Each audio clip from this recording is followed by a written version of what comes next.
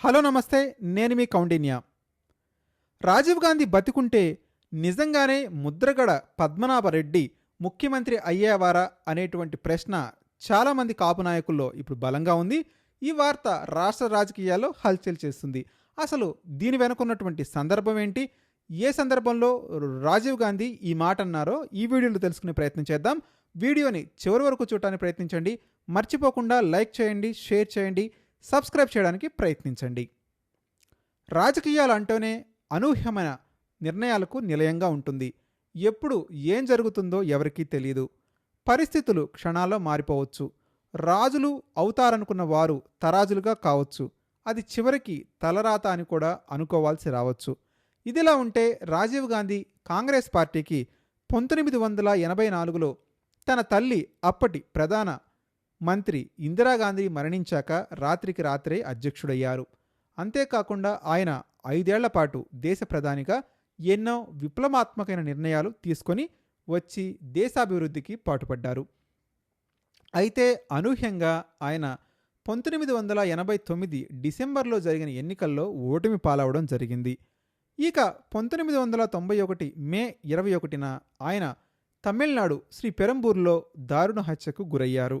అయితే ఇందిరాగాంధీకి రాజీవ్ గాంధీకి ఎంతో తేడా ఉందని అప్పటి నాయకులు చెబుతూ ఉండేవారు. రాజీవ్ గాంధీ యువనేతలకు ఎంతగానో ప్రోత్సాహం అందిస్తూ వచ్చారు. ఆయన కాంగ్రెస్ అధ్యక్షుడు కావడంతో ఉమ్మడి ఏపీకి పిసిసి చీఫ్గా వైఎస్ రాజశేఖర్ రెడ్డిని నియమించారు. అప్పటికి ఆయన వయసు కేవలం 35 ఏళ్లు మాత్రమే. అలాగే ఎంతోమంది యువతకు ఎంపీ, ఎమ్మెల్యే టికెట్లు ఇచ్చారు. కేంద్ర రాష్ట్ర మంత్రులుగా యువతకు పెద్దపీట వేయడం జరిగింది. ఇదే క్రమంలో ఆయన ఎలాంటి భేషజాలకు పోకుండా సాదాసీదాగా మెలిగేవారు. ఎంతోమంది నాయకులతో కలిసిపోయి వారిని దగ్గరకు తీయడం జరిగింది. అలాంటి వారిలో ఏపీలో ముద్రగడ పద్మనాభం కూడా ఒకరు. ఆయన రాజీవ్ గాంధీకు ఎంతగానో నచ్చేవారు. ఎంతలా అంటే ఏకంగా కిర్లంపూడిలోని ముద్రగడ పద్మనాభం ఇంటికి రాజీవ్ గాంధీ ప్రధాని హోదాలో ఉంటూ వచ్చేసేంతగా.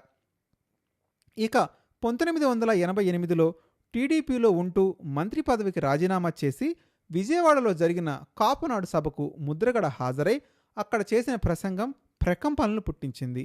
దాంతో కాంగ్రెస్ వారి కన్ను ఆయన మీద పడింది. ఆ తర్వాత ఏపీ పర్యటనకు ప్రధాన హోదాలో వచ్చిన రాజీవ్ గాంధీ ముద్రగడ గురించి విని ఉండడంతో తూర్పుగోదావరి జిల్లా పర్యటనలో భాగంగా నేరుగా ఆయన ఇంటికే వెళ్ళి ఆతిథ్యం తీసుకోవడం ఆ రోజుల్లో పెను సంచలనంగా మారింది. ఇక ఆ తర్వాత 1989 ఎన్నికలకు ముందు ఏపీలోనే ఒక భారీ బహిరంగ సభలో ముద్రగడను కాంగ్రెస్ పార్టీలోకి స్వయంగా రాజీవ్ గాంధీ ఆహ్వానించి ఆయనకు పార్టీ కండువా కప్పారు.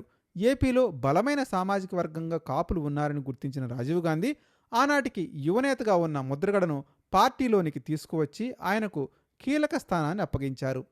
ఇక కాంగ్రెస్ ప్రభుత్వంలో మంత్రి పదవి ముద్రగడను వరించింది. దీని వెనుక కాంగ్రెస్ అగ్రనాయకత్వం ఉంది అని అంటారు.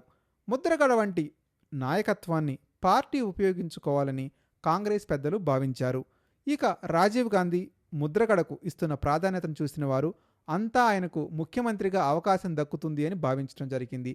అయితే 1991లో రాజీవ్ గాంధీ అనూహ్యంగా మరణించడంతో ముద్రగడకు రాజకీయంగా తీవ్రమైనటువంటి నష్టం జరిగింది అనేటువంటి విశ్లేషణలు కూడా ఉన్నాయి. అయినప్పటికీ అప్పట్లో 3 కాంగ్రెస్ ముఖ్యమంత్రులను నాటి కాంగ్రెస్ హైకమాండ్ మార్చింది. అయితే ఆయా సమయాలలో ముద్రగడ పేరు కూడా ముఖ్యమంత్రి రేసులోకి రావడం జరిగింది అని పాతతరం వారు గుర్తు చేసుకుంటూ ఉంటారు. ఒకవేళ రాజీవ్ గాంధీ జీవించి ఉన్నట్టయితే ముద్రగడ ఖచ్చితంగా ముఖ్యమంత్రి అయ్యేవారని కాపుల చిరకాల కోరిక ఆ విధంగా నెరవేరేది అని కూడా అంటున్నారు. ఎందుకంటే కాపుల ఉద్యమం ఫలితంగానే 1989లో కాంగ్రెస్ అధికారంలోకి వచ్చింది. తీరా కాంగ్రెస్ ఏలుబడిలో 3 ముఖ్యమంత్రులను మార్చినా అందులో ఒక్కరు కూడా కాపు లేరని గుర్తు చేసుకుంటున్నారు. కాపుల ప్రాధాన్యత, ముద్రగడ వంటి నాయకుల సమర్థత బాగా ఎరిగిన రాజీవ్ గాంధీ ఉంటే ఏనాడో కాపులకు న్యాయం జరిగేది అని, రాజ్యాధికారం దక్కేది అని అంటున్నారు. మీరు కూడా మీ అభిప్రాయాన్ని కామెంట్ రూపంలో తెలియజేయండి. నిజంగానే రాజీవ్ గాంధీ బతికుంటే ముద్రగడ కాపు ముఖ్యమంత్రిగా నిలబడేవారా? మర్చిపోకుండా కామెంట్ చేయడానికి ప్రయత్నించండి.